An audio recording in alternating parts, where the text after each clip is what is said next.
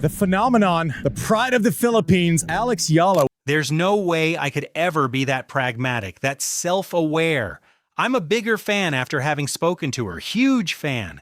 Those words came from Andy Roddick, former world number one. Hello, everyone. You've been a gift to tennis, and you're pulling all of those fans with you. 2003 U.S. Open champion, a man who has spent 43 years on this planet and decades inside professional tennis. And he said them about a 20-year-old from Manila who just made him rethink what maturity looks like under pressure. Alex Eala walked into Roddick's podcast fresh off a 3-hour, 20-minute war in Miami. She walked out having stunned a Grand Slam champion into public confession. The Served with Andy Roddick episode dropped March 25th, recorded during the Miami Open while Eala was still shaking off a brutal round of 16 loss to Karolina Muchova.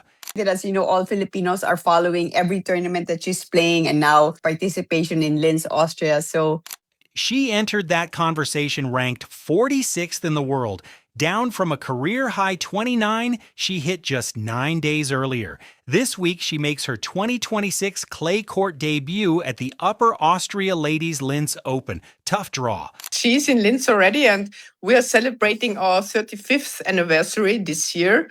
Former Grand Slam champions potentially waiting in the early rounds. The surface transition everyone has been watching for, but what happened inside that 30-minute interview changed the way one of the sport's sharpest minds talks about her future. The WTA Tour has a problem, not a scandal, not a crisis. A gap, the gap between hype and substance, between young talent that generates headlines and young talent that can carry the weight of those headlines without cracking, between players who say the right things and players who understand why those things matter. Roddick sees it. He has watched rising stars buckle under the popularity storm. He has seen national trailblazers collapse under the responsibility of representing millions. He has interviewed enough players to know the difference between media training and actual self-awareness. And then he sat down with Alex Eala. What followed was not an interview where a legend hyped a prospect. It was an interview where a legend admitted out loud on his own platform that the 20-year-old sitting across from him possessed something he never had at her age.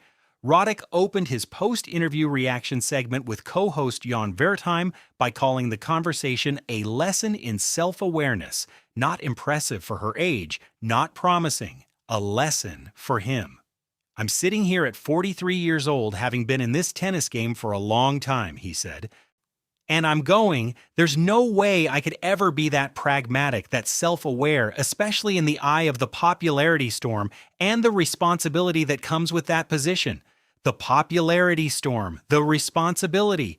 Roddick was not talking about handling press conferences or managing social media. He was talking about carrying the dreams of an entire nation while cameras track every stumble. Eala is the first player from the Philippines to break the WTA Top 100, the first to reach a WTA 1000 semifinal, the first to crack the top 30. Every match she plays, 115 million Filipinos are watching. Every loss is dissected. Every win becomes a national holiday. And according to the man who once carried American tennis on his shoulders, she navigates that pressure with a composure he could not match in his prime. The evidence was right there in Miami, March 19th, a 3-hour, 20-minute marathon against Laura Siegemund. Down a set, clawed back in a second-set tiebreak, closed in 3, the longest match of her professional career, and she walked off court looking like she had just finished a practice session. 2 days later, straight sets over Magda Linette, 6-3, 7-6. Efficient, clinical, no letdown after the emotional drain. Then Muchova delivered reality in the round of 16, 6-0, 6-2. The kind of beating that exposes every weakness, the kind of scoreline that makes you question whether you belong at this level. Eala took that loss on March 23rd. By March 25th, she was sitting across from Roddick, discussing the mental side of the sport with the kind of clarity that made a former world number one stop and recalibrate. Fans who have followed her rise saw something the mainstream missed: This was not luck. This was not a hot streak. This was a player who understood the assignment from day one. Roddick confirmed what you already knew. He called her the trailblazer from her country and then delivered the line that made tennis media explode. She is what a gift she is to us, not to the Philippines, to us, to the sport, to everyone watching. I was fascinated before I talked to her, Roddick continued. I'm a bigger fan after having spoken to her. Huge fan. Can't say enough about what she's doing for the sport.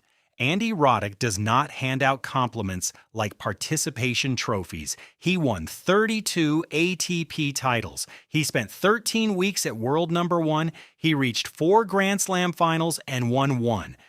He retired in 2012 and has spent the last decade building one of the most respected voices in tennis media, precisely because he refuses to hype players he does not believe in. When Roddick calls someone a gift to this sport, it is not promotional language. It is not podcast filler. It is a former champion staking his reputation on a player's character, and he did not just say it. He explained why. The self-awareness, the pragmatism, the ability to exist in the eye of the popularity storm without losing perspective. These are not skills you learn in media training. These are not traits you fake in a 30-minute podcast. Roddick has interviewed enough players to know the difference. He sat across from Eala and saw something the WTA desperately needs more of. A young star who understands that talent without maturity is just noise. This is not just about one player's trajectory. This is about what the tour needs to sustain momentum in Asia, where tennis viewership is exploding, but local stars capable of anchoring that growth remain rare. Eala is about to test whether her hard-court success translates to clay. Linz this week, Stuttgart in 2 weeks, Madrid after that, Roland Garros waiting at the end of May. Tournament directors across Europe are paying attention, not because she is a feel-good story, because she sells tickets, because she brings Filipino fans to stadiums in cities that have never seen that kind of diaspora energy, because she gives the WTA something it has struggled to generate organically, a young, marketable, emotionally intelligent star who can handle the spotlight without crumbling under it. Roddick's endorsement accelerates that timeline. When a former Grand Slam champion publicly declares you a gift to this sport, sponsors start calling. Wildcards become easier to secure. The narrative shifts from promising prospect to future face of the tour. The stakes just expanded beyond Manila, beyond Asia. Eala is now carrying expectations on a global scale, and according to the man who just interviewed her, she is the rare 20-year-old built to handle it. The Muchova loss in Miami was not close. 6-0, 6-2 is the kind of scoreline that humbles even the most confident players. Eala faced the 13th seed and got dismantled in under an hour. No excuses, no public statements blaming fatigue or the schedule. She absorbed the loss, packed her bags, and moved on to the next chapter.